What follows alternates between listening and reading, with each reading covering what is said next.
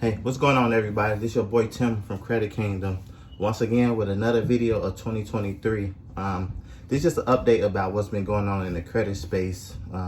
So I'm here to tell you all, I just been, pretty much been busy lately. I've been learning a lot of new things that we'll be able to share with you all, such as, HELOCs, home equity line of credit, how to refinance your mortgage, and how to get business funding, personal credit funding, for your business or even for yourself. So in today's video, I will be telling you all and explaining how to remove negative items such as collection items from your credit report. And it's not some type of, you can do it in 14 days, 30 days, and it takes time depending on how everything gets structured properly with your process. But this is one of the processes that I found to be very effective, and it has worked for me. The first thing you want to do is get a copy of your credit report. And once you get a copy of your credit report, you want to look at these items that's reporting negative, that's really impacting you. And what you want to do is send the debt collector a debt validation letter. And you all may have heard of this, say, oh, I tried that doesn't work. But it doesn't work because you sent a regular, cookie cutter letter, a debt validation letter that you maybe just found or everybody else been using. You just been, sending it to the debt collector, and they've received maybe thousands of these same, letters. The most powerful thing you can do with your debt validation letter is make it affidavit. You can name the affidavit any type of title you want: affidavit of truth, affidavit of debt validation, so anything of that nature, right? You gotta make it make sense. And under the Fair Credit Reporting Act and the Fair Debt Collection Practices, they have 30 days to respond to your request. And you gotta understand that these are third-party debt collectors. So with that being said, you may have defaulted with your original creditor, let's say Navy Federal, Bank of America, Open Sky, or any original credit that you had the loan through, credit card through. It doesn't matter. What they supposed to did was send you a copy B of your 1099-C. So whenever original creditor write off the debt, they file it with the IRS. So when they file it with the IRS, say like you had a $5,000 credit card, or let's say $5,000 in this case. You had a $5,000 credit card, and let's say you defaulted on it, and after 190 days or 90 days, the original creditor, they write it off to the IRS with a 1099-C. So 1099-C is a cancellation of debt. And once that debt get canceled, say like you work in a job or you have income, let's say you make $40,000. That extra $5,000 supposed to get stated as income because the original creditor wrote it off for you. So when you file your taxes of $40,000, you really supposed to put $45,000 because it got wrote off. And what they failed to do was send you a copy B or your 1099-C. So without your knowledge of that, a debt collector goes to, buy this debt, and they come to you like, hey, you owe us $5,000. And you like, I didn't have no legal contract with you all. And that is something that you can put in your affidavit as well. Like, hey, I don't have a legal obligation to pay you all. You all don't have any firsthand knowledge of my accounts, because all they gonna do is send you, the billing statements and, maybe a copy of the contract, but it's not gonna be original. You always want everything to be original, right? And once they send you these billing statements, what else? They usually send the buyer's agreement when they bang your debt. And once they, pretty much whenever you send off your debt validation or your affidavit of debt validation to these people, they must respond with another affidavit supporting their claim against you. And one of the things you all may know, if you were in contact with the straw man, that an unrebuttal affidavit stands as truth and commerce.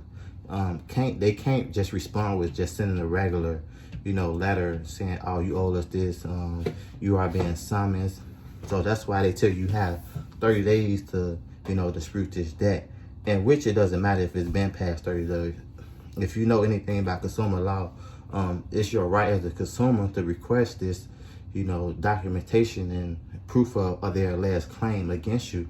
So no matter how many, this can be, months past, a year past, they have to send you that, they have to comply with you. If not, you can file also a willful non-compliance of them not responding to your letter as well. And you can rack up your paper trail in this case. And one of the things, too, certified mail. So you always want to send it out certified mail.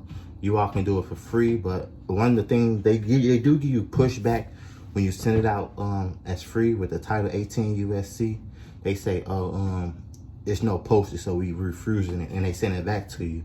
You can also use that as well. Like, hey, you gotta accept this, this mail that's willful non-compliance under federal law.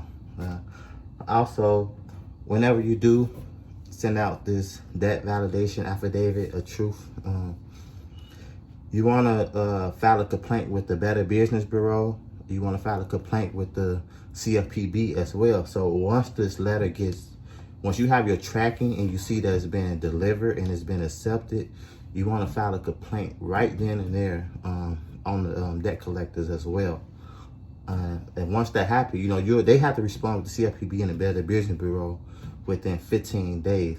And like I said, once you structure your affidavit of that validation properly and you list all the requirements that you want them to send you, such as produce the original contract, produce that you have firsthand knowledge of the contract that I had with the original creditor. You can also say, are you willing to take the stand and sign under penalty of perjury of I have the legal obligation to, pay your company.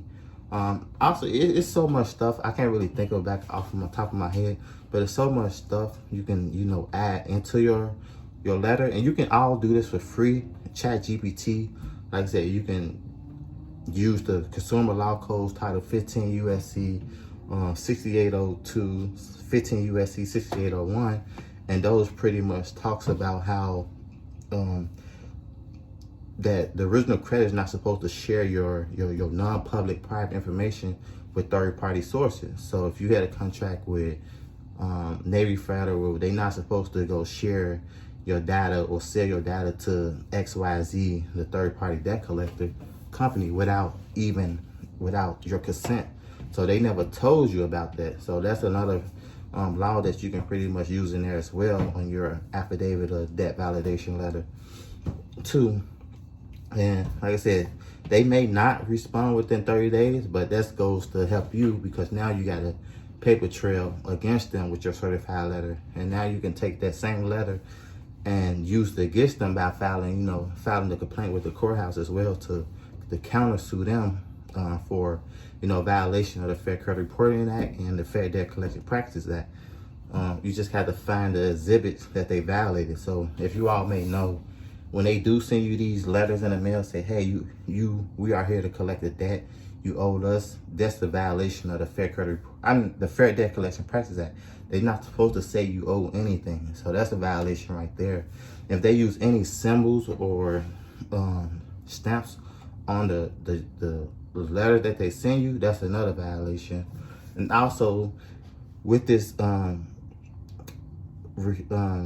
validation affidavit, you want to attach a cease and desist letter as well, or you can just put it in the same letter, the cease and desist statement. Say, hey, if you can't validate this debt with all these requirements that I'm listing, there's 5 to 10 items that I'm listing for you all to provide within 30 days, you have to stop communicating with me via phone, via email, and via even reporting to your credit report. That's also a sign of communication. Them keep reporting into your credit report as well. So just to backtrack a little bit, you want to get a copy of your credit report. You want to use ChatGPT to generate you this dispute letter using whichever consumer law code that you find of your choice, the best benefit you and your situation. And what the third thing you want to do is, I said certified mail, chat GPT. Oh yeah, file a complaint once it get delivered.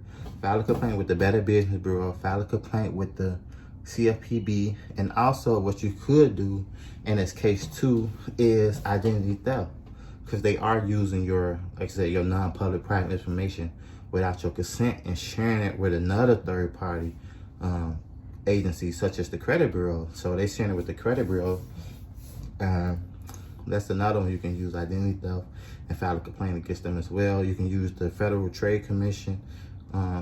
It's a lot of things you can use to your advantage, all these resources. So yeah, that was just a quick update on how you can get, you know, collection items removed off your credit report in 2023. So continue to like, continue to subscribe, and share the channel. I really appreciate you all. So this is my first video. I haven't done one in a while, so I'll keep you all updated on, you know, CPNs, personal credit, and business credit. So stay tuned.